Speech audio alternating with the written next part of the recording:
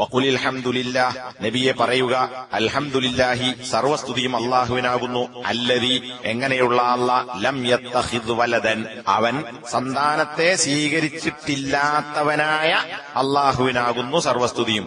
വലം യകുൽ ലഹു ശരീകുൻ ഫിൽ മുൽക്കി, അല്ലാഹു സന്താനത്തെ സ്വീകരിച്ചിട്ടില്ല എന്ന് മാത്രമല്ല, വലം യകുൽ ലഹു, അല്ലാഹുവിന് ഉണ്ടായിട്ടുമില്ല, ശരീകുൻ, ഒരു പങ്കുകാരൻ, ഫിൽ മുൽക്കി, അധികാരത്തിൽ.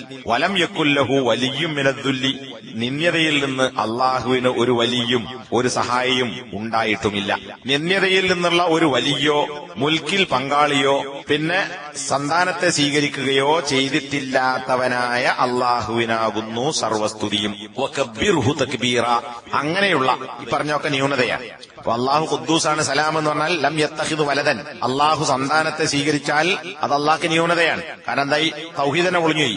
അള്ളാഹു എന്ന ഒന്ന് രണ്ടായി തീർന്നു. ഇപ്പൊ ഈസ അള്ളാഹിന്റെ പുത്രനാണെന്ന് പറഞ്ഞാൽ അള്ളാഹു എന്ന ഏകത്വം രണ്ടായി മാറി, ദ്വൈതമായി മാറി.